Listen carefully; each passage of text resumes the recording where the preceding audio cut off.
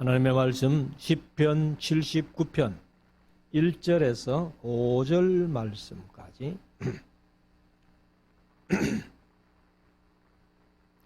우리 한 절씩 교독하시겠습니다. 시편 79편 1절에서 5절 말씀. 하나님이여, 열방이 주의 기업에 들어와서 주의 성전을 더럽히고 예루살렘으로 돌무더기가 되게 하였나이다. 저희 주의 종들의 시체를 공중의 새에게 밥으로 주며 주의 성도들의 육체를 땅 짐승에게 주며 그들의 피를 예루살렘 사면에 물같이 흘렸으며 그들을 매장하는 자가 없었나이다. 우리는 우리 이웃에게 비방거리가 되며 우리를 애온 자에게 조소와 조롱거리가 되었나이다. 같이 읽읍시다. 여호와여, 어느 때까지니까 영원히 노하시리까 주의 진노가 불붙듯 하리이까. 아멘.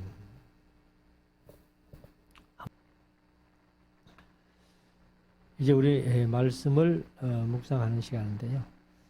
오늘 시편 79편 1절에서 5절까지 읽었습니다만은 80편까지 그렇게 길지 않으니까 함께 묵상하기를 원합니다. 특별히 이제 79편 같은 경우는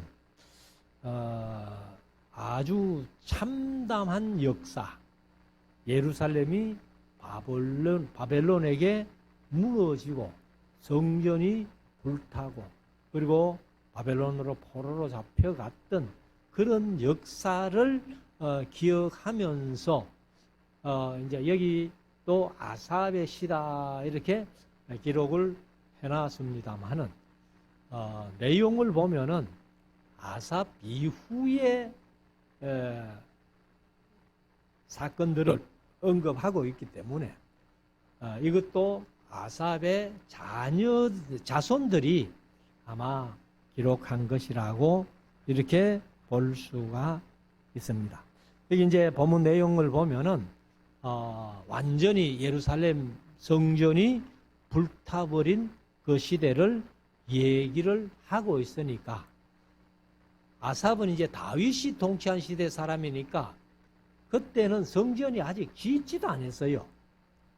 그렇기 때문에 이제 BC 586년에 이 성전이 불타고 예루살렘이 멸망한 그것을 이제 이렇게 기억하면서 하나님 앞에 기도하고 간구하는 그런 이제 시기 때문에 그래서 아삽의 시라고 했지만은 사실은 아삽이 설 수 없는 그래서 아삽의 자손들이 누가 썼을 것이다. 이렇게 우리가 보면은 틀림이 없습니다. 그래서 1절부터 이제 79편이 13절까지, 80편이 19절까지 이렇게 했는데 조금 빨리 읽으면서 이 두 편의 말씀을 함께 오늘 저녁 묵상하면서 은혜 나누기를 원합니다. 1절부터 한번 보십시다.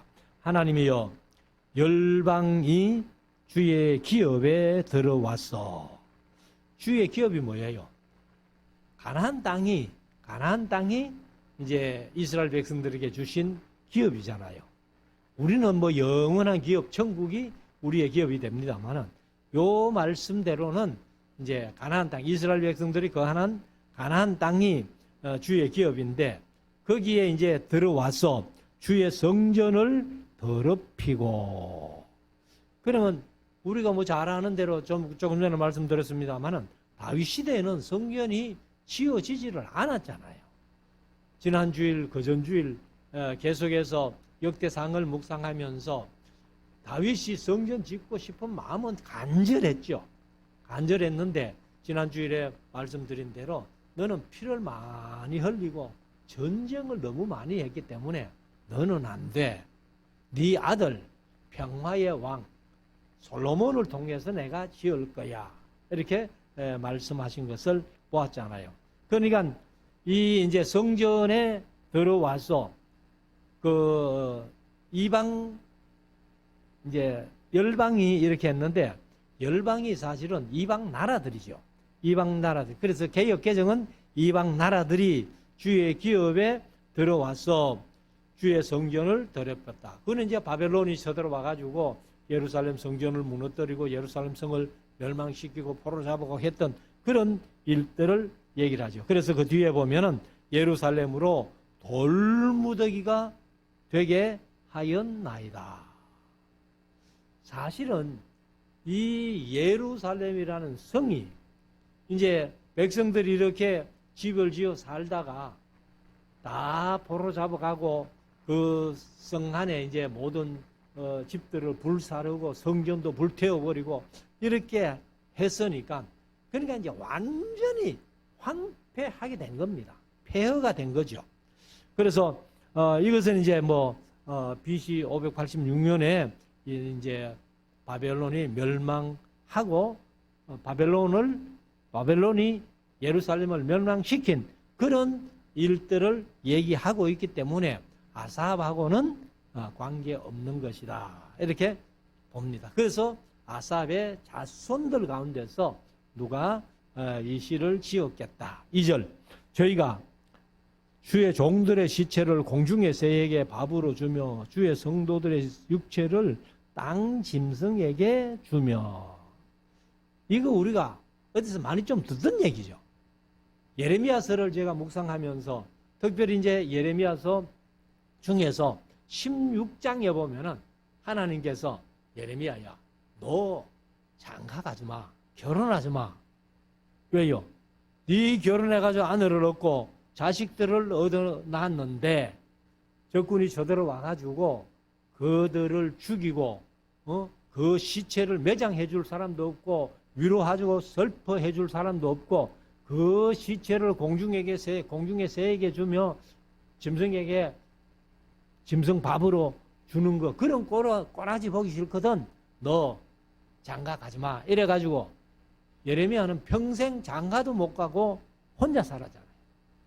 그리고 이제 특별히 예레미야서 19장 같은 데 보면은 이 아비의 고기, 어미의 고기, 친구의 고기, 자식의 고기를 먹게 되는 날이 올 것이다. 이렇게 이제 예언하는 모습도 우리가 봅니다만은 그래서 이런 모습들을 봤기 때문에 그러니까 예루살렘이 멸망하면서 이런 모습들을 봤기 때문에 이 아삽의 자손들이 이 말씀을 쓰고 있는 거 아니에요. 그래서 우리가 78편을 묵상할 때도 이 역사시라고 말씀을 드렸습니다만은 이런 것들도 역사를 바탕으로 해서 하나님 앞에 기도하는 그 기도시다. 이렇게 볼 수 있는 겁니다. 자, 3절. 그들의 피를 예루살렘 사면에 물같이 흘렸으며 피를 물같이 흘렸다면은 얼마나 많은 사람이 죽었겠는가 말이에요. 그래서 그들을 매장하는 자가 없었나이다. 죽이기는 죽여놓고 장례식을 안 해주는 거죠. 못 해주는 거죠. 그래서 제가 조금 전에 말씀드린 대로 예레미야에게도 그렇게 말씀하셨고 예레미야 19장 같은 데는 그렇게 예루살렘이 망하고 그 슬퍼해 줄 사람도 없고 매장해 줄 사람도 없고 장례식 해 줄 사람도 없다는 거예요. 자, 그래서 4절에 가면은 우리는 우리 이웃에게 비방거리가 되며 그래서 성경 우리가 예언서를 다 묵상을 해봤습니다만은 예루살렘이 망하고 나니까 이웃 나라들이 이렇게 지나가면서 예루살렘을 볼 때에 그 영화롭던 성이 왜 이 모양이 됐노 하고 비방하고 조롱한다는 거죠. 그래서 그런 것들은 이제 경험을 했다는 겁니다. 이 저자가. 그래서 우리를 애운 자에게, 애우는 이제 애워 산 자에게. 그래서 바벨론이 사실 1년 6개월을 애워쌌잖아요. 그래서 애워산 자에게 조소와 조롱거리가 되었나이다. 조소도 조롱거리도 다 같은 말이에요. 그래서 5절에 여호와여 어느 때까지니까 영원히 노하시리까 주의 질투가 불붙듯 하리까. 하면서 정말로 참담한 그 예루살렘의 모습들을 기억하면서 이 아삽의 자손들이 이렇게 이제 하나님 앞에 그 역사를 기억하면서 기도하는 내용입니다. 그래서 이 아삽이란 사람이 이제 늘 묵상해 옵니다만은 다윗 시대에 성가대를 총괄하는 감독이에요. 지도자예요. 그래서 그렇게 찬송을 하나님 앞에 드리고 했던 그런 아삽의 자손들이 이제 이런 역사를 기억하면서 이렇게 하나님 앞에 기도하는 그런 내용입니다. 그래서 사실은 이 아삽 자손들은 이제 레위 지파죠. 레위 지파 중에서도 특별히 이제 고핫 자손들 후손들이 많이 이렇게 이제 그래서 오는 주일에는 이 역대상을 생각하면서 25장에 보면은 찬양대 조직, 다윗 시대에 이제 그 찬양대를 조직했던 그런 내용이 이제 25장에 나옵니다.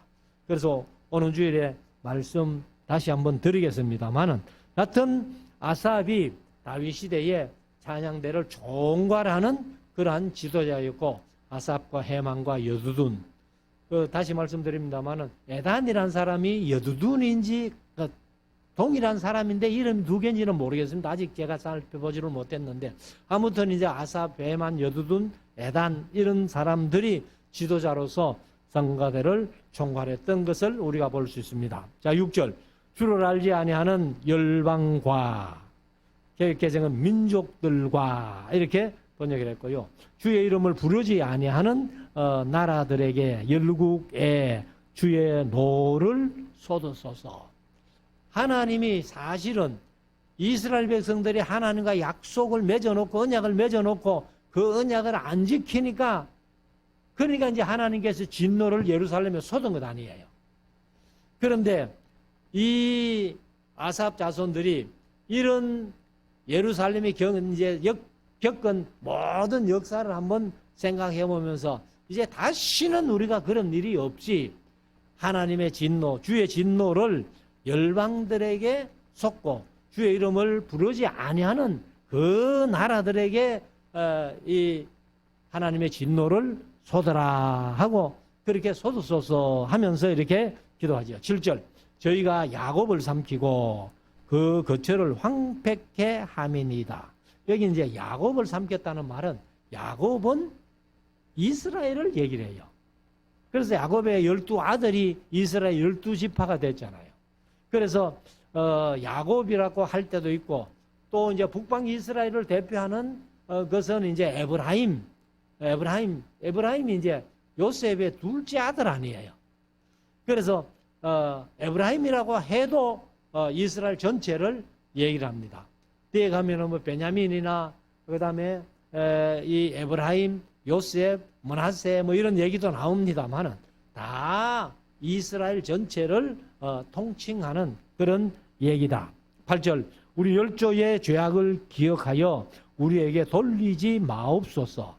우리가 심히 천하게 되어 싸우니 주의 긍휼하심으로 속히 우리를 영접하소서. 여기 이제 개정은 또 이렇게 번역해놨습니다. 우리 조상들의 죄악을 기억하지 마시고 주의 긍휼로 우리를 속히 영접하소서. 우리가 매우 가련하게 되었나이다 하면서 이 이제 여기도 하나님이 빨리 좀 우리를 구해 주십시오. 가련하게 되었는 이 상태를 좀 회복시켜 주십시오 하는 그런 기도죠. 9절. 우리 구원의 하나님이여 주의 이름의 영광을 위하여 우리를 도우시며 주의 이름을 위하여 우리를 건지시며 우리 죄를 사하소서. 여기 이제 아삽의 자손들이 우리 구원의 하나님이여 하고서는 주의 이름의 영광을 위하여 또 주의 이름을 위하여 그렇게 우리를 건져주시고 우리를 도와달라 이렇게 말씀하죠.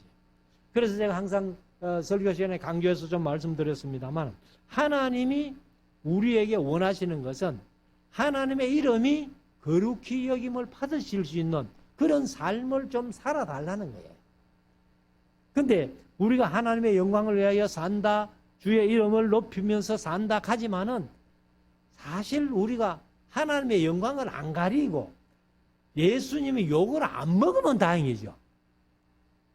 그래서 우리가 진짜 신앙생활이라는 것이 우리가 하나님의 영광 나타내고 주의 이름이 거룩히 여김을 받으실 수 있는 그런 신앙생활을 우리가 진정으로 해야 된다 하는 것을 다시 한번 강조를 합니다. 10절 어찌하여 열방으로 저희 하나님이 어디 있느냐 말하게 하리까. 너희가 하나님을 믿는 사람인데 하나님이 진짜 계시다면은 왜 너희들을 그렇게 버려두시겠느냐, 그런 어려움을 당하게 하겠느냐. 그러니까 외부에서 그런 조롱이 온다는 거예요. 그래서 우리가 결코 세상을 살아가면서 그런 소리 안 듣도록 사는 것이 우리 성도의 본분이다. 그래서 하반절에 주의 종들의 피 흘림 당한 보수는요 철저하게 복수하는 겁니다. 그래서 이 개역 개정 문장 복수라고 했어요. 복수라고 했는데 보수나 복수는 같은 말인데 철저하게 복수해 주는 것. 근데 사실 로마서에 보면은 원수 갚는 것은 내게 있으니까, 하나님이 내게 있으니까 너희들이 원수 갚을 생각하지 마, 이렇게 말씀하고 있어요. 그래서 하나님이 다 복수해 주신다. 그래서 주의 복수를, 열방에 대한 보수를 우리 목전에 열방 중에 알리소서. 그래서 자기들이 볼 때, 자기 눈을 뜨고 볼 수 있을 때에 열방들을 복수해달라, 이렇게. 근데 사실은 뭐 이스라엘 백성들이 그 바벨론에 포로 잡혀가가지고 생활하는 중에 이 바벨론이 망했잖아요. 539년에 바벨론이 망하고, 그리고는 이제 그 1차 귀환이 칙령이 538년이고 이제 귀환이 1차 귀환이 536년인데 그때 살아있던 사람들은 바벨론이 망하는 꼴을 다 봤다는 거예요. 자, 그래서 11절에 갇힌 자의 단식으로 주의 앞에 이르게 하시며 죽이기로 정한 자, 죽이기로 정한 자를 주의 크신 능력을 따라 보존하소서. 이것도 사실은 이들이 한번 경험했잖아요. 에스더 시대에 하만이 유대인을 다 죽이기로 그 조서를 지방마다 다 붙이고 그랬는데 하나님의 은혜로 에스더를 통해서, 모르드게를 통해서 유대인이 다 살아남았잖아요. 그러니까 이 기도대로 된 거예요, 사실은. 12절 주여 우리 이웃이 주를 회방한 그 회방을 저희 품에 7배나 갚으소서. 그냥 이스라엘을 괴롭혔던 열방들, 다른 나라들, 그들 몸에다가 7배나, 우리가 당한 것보다 7배나 하나님이 좀 갚아줬으면 좋겠다, 이렇게 이제 기도한 거죠.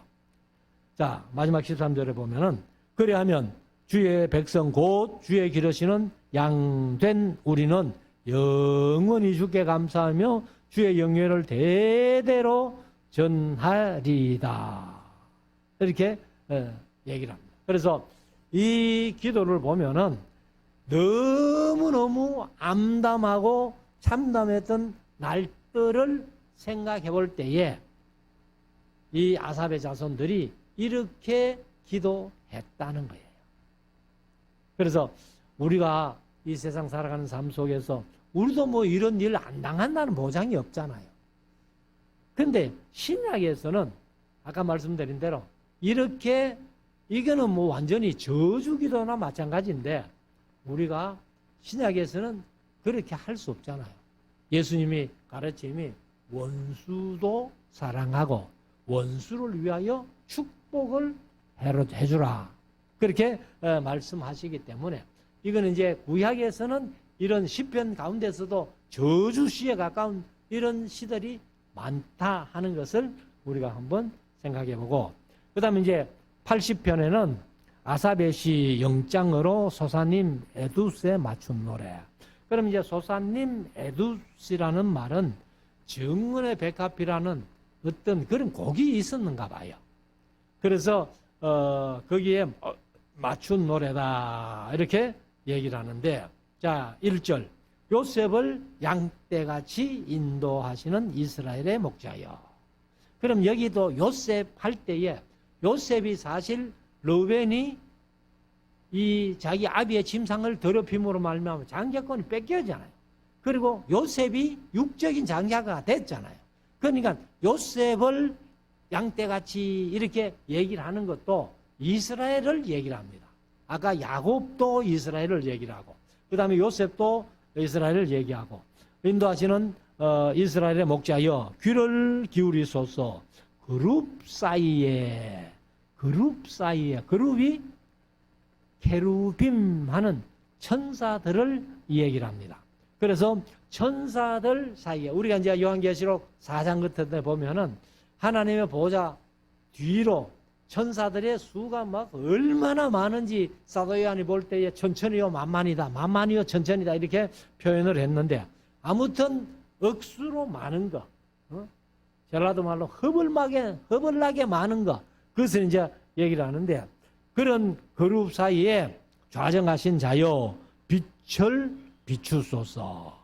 그룹 사이에 좌정했다는 것은 뭐 요한계시록 4장을 보면은 이제 하나님이 어떻게 천사들 사이에 좌정해 계시는가 하는 것을 우리가 볼 수 있고, 자 2절 에브라임과 베냐민과 므낫세 이렇게 얘기를 하는데, 에브라임, 베냐민, 므낫세 하면은 역시 이스라엘을 통칭하는 겁니다. 그래서 에브라임은 북왕국의 대표적인 지파고요. 그 다음에 이제 베냐민과 므낫세가 요셉의 아들이잖아요. 그러니까 이 에브라임도 므낫세도 베냐민도 공통점이 뭐예요? 라헬에게서 나타난 거예요. 야곱이 아내가 넷이잖아요. 사실은 정식으로 결혼한 아내는 둘이고 레아와 라헬이고, 그 다음에 이제 빌라와 실바는 라헬과 레아의 종들이었는데 야곱에게 들어가가지고 아들 둘씩 그렇게 각기 둘씩 나가지고 4명을 더 낳게 되는데, 아무튼 여기 에브라임, 베냐민, 므낫세는 이스라엘을 통칭하는데 특별히 라헬에게서 난 자들을 이제 이렇게 이름을 붙였습니다. 그래서 므낫세 앞에서 주의 용력을 했는데, 개역 개정은 능력입니다. 주의 능력, 주의 힘, 능력, 권능 이런 것들을 하는데, 주의 용력을 내사 우리를 구원하러 오소서. 그래서 용감한 능력을 용맹이라는 이제 용력이라는 것은 용맹과 능력을 나타내달라 하는 그런 이제, 그래서 우리를 좀 구원해달라 이렇게 기도합니다. 하나님이여 3절 우리를 돌이키시고 주의 얼굴 빛을 비추사 우리로 구원을 얻게 하소서. 사실 이제 하나님께서 그 얼굴 빛을 이렇게 이스라엘 향해서 비춰주시면은 이스라엘이 얼마나 좋겠어요. 그래서 민수기 6장 24절 이하에 보면은 하나님께서 그 얼굴 빛을 너희에게로 향하사 비추사 이렇게 이제 말씀하시잖아요. 그래서 너희를 지키시고 은혜 베푸시고 평강 주시기를 원하노라 하고 이제 제사장들이 이렇게 축복하라고 이렇게 민수기에서 모세가 말씀을 하셨는데, 근데 우리가 이제 예레미야서에 보니까 그런 말씀 있잖아요. 내가 너희를 향하여 얼굴을 들고 있는 것은 복을 위함이 아니요 화를 위함이다. 그런 말씀도 있잖아요. 그래서 우리가 하나님의 얼굴이 우리를 향할 때에 진짜 복을 위한 그런 향함이 돼야지 예레미야서에 있는 대로 복을 위함이 아니고 너희에게 화를 내기 위해서 내 얼굴을 너희를 향하여 있다. 이렇게 되면 곤란한 거죠. 자, 4절. 만군의 하나님 여호와여 주의 백성의 기도에 대하여 어느 때까지 노하시리까. 그래서 하나님과 이스라엘의 사이가 간격이 점점 벌어지는 그런 시대에 이 아사의 자손들이 이제 기도하고 간구하는 그런 내용입니다. 자, 5절. 주께서 저희를 눈물 양식으로 먹이시며 다량의 눈물을 마시게 하셨나이다. 그러니까 눈물 양식을 먹을 정도 같으면 얼마나 힘들기 때문에 그렇겠어요. 그래서 6절에 우리 이웃에게 다툼거리가 되게 하시니 우리 원수들이 서로 웃나이다. 개역개정은 비웃나이다. 이렇게 번역을 했습니다. 7절. 만군의 하나님이여 우리를 돌이키시고 주의 얼굴을 비추이사 우리로 구원을 얻게 하소서. 여기도 역시 이제 주의 얼굴을 우리를 향하여 비추어 주시고 우리를 좀 구원해 주십시오. 이렇게 같은 말이 반복되고 있습니다. 3절에서도 그런 말씀 한번 했고 여기 7절에도 한번 했고 뒤에 가면 또 한 번 더 그런 얘기를 합니다. 8절. 주께서 한 포도나무를 애굽에서 가져다가 열방을 쫓아내시고 이를 심으셨나이다. 이거는 이제 비유입니다. 비유인데 여기 주께서 한 포도나무를 했는데 포도나무가 뭐예요? 이게 이스라엘 백성이에요, 사실. 그래서 이사야서 5장에 포도원에 관한 노래가 있죠. 포도원 노래가 이사야서 5장에 나오는데 사실 이제 하나님께서 포도나무를 극상품 포도나무를 갖다가 이제 땅을 개간하고 돌을 골려내고 망대를 세우고 이렇게 다 해가지고 이제 극상품 포도나무를 심었다는 거예요. 그러면 심는 이유가 뭐예요? 열매를 따먹기 위해서. 열매를 따먹기 위해서 포도나무를 심었는데 이스라엘이 덜 포도를 맺었다는 거예요. 그래서 결국은 하나님께서 그 포도나무 우를 헐어버린 거예요.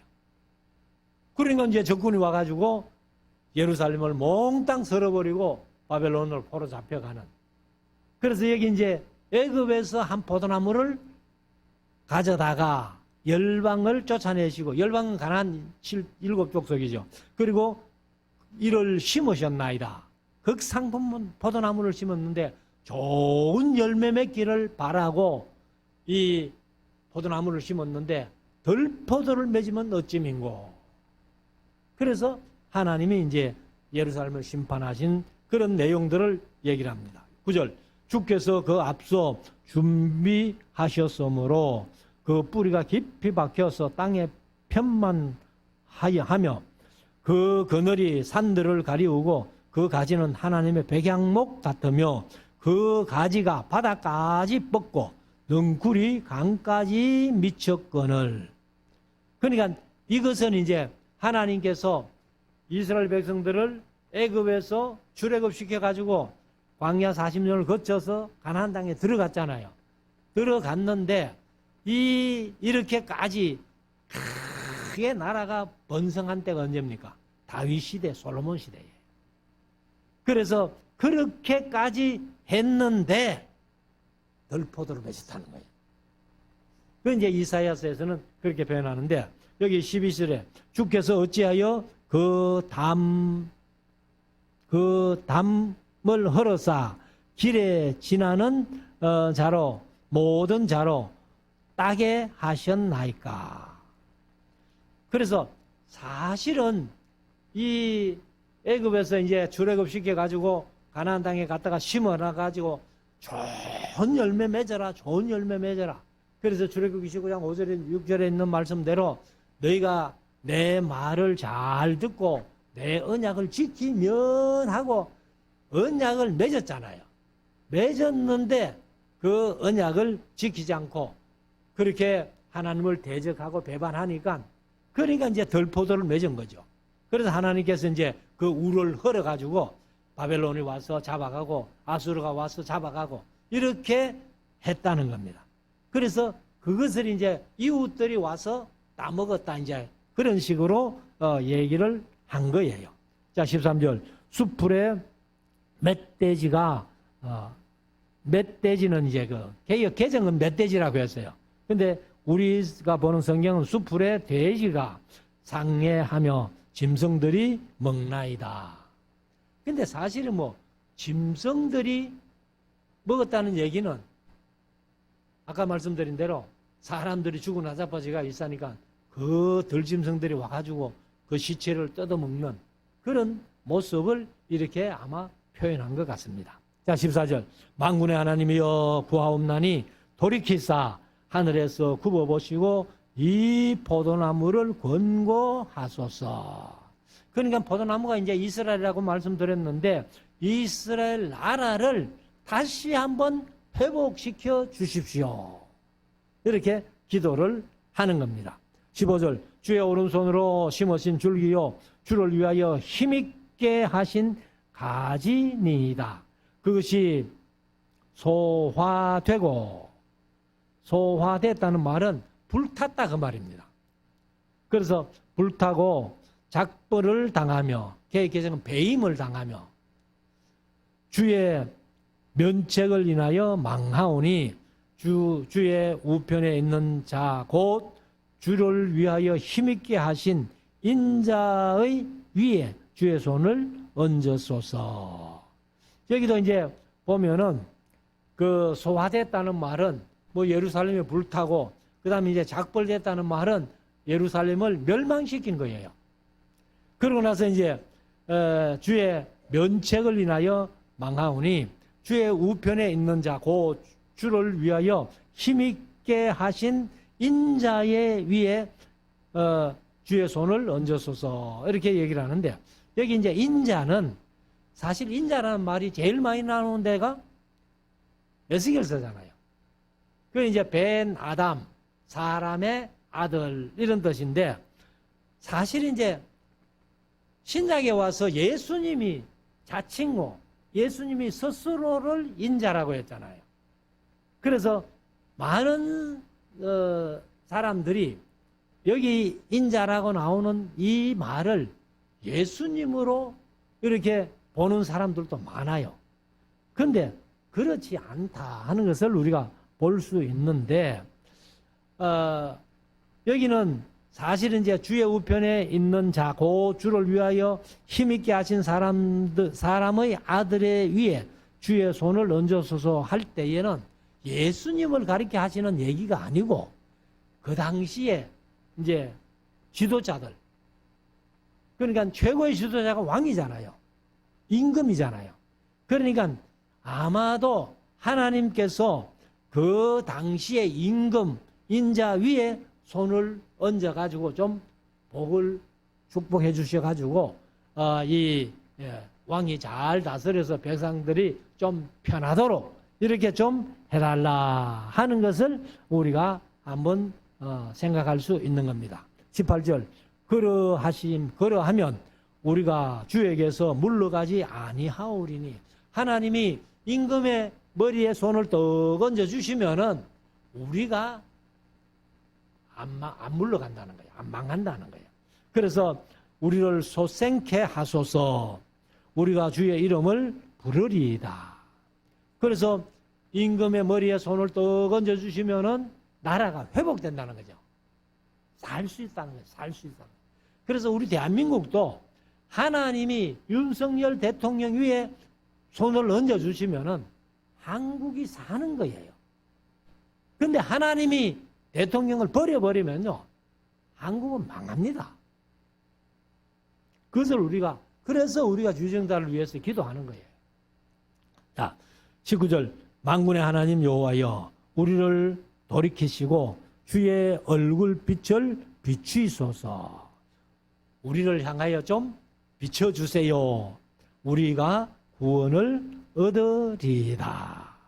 이제 아까 3절에도 얘기했고 7절에도 얘기했고 여기도 또 주의 얼굴을 우리에게 비춰주세요. 우리가 구원을 얻으리이다. 이렇게 표현을 했습니다. 그래서 이 3절, 7절, 19절이 꼭 우리가 오늘 찬송가 부를 때 후렴이 있었잖아요. 그러니까 반복되는 후렴. 1절 부르고 후렴 부르고 2절 부르고 후렴 부르고 이렇게 했듯이 3절, 7절, 19절이 아마 후렴처럼 그렇게 불려졌다. 이렇게 볼 수 있는 거죠. 그래서 아무리 기도해도 하나님께서 기도를 듣지 아니하시고 기도에 대해서도 노하신 것 같고 듣지도 않으시는 것 같다 하는 그런 느낌을 여기 이제 아삽의 자손들이 경험하고 그래서 제발 하나님 우리를 외면하지 마시고 버리지 마시고 그 얼굴빛을 우리에게로 향하여 주시면은 우리가 구원을 얻겠습니다 하는 이런 기도를 하고 있었다는 거예요. 그래서 저와 여러분들도 이 세상을 살아가면서 하나님이 우리를 버리실 리가 없습니다.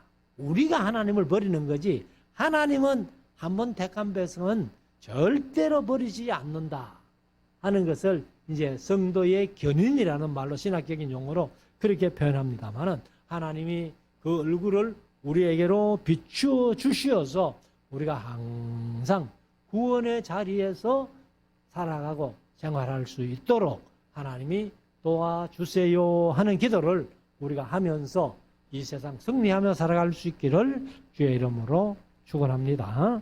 기도드리겠습니다.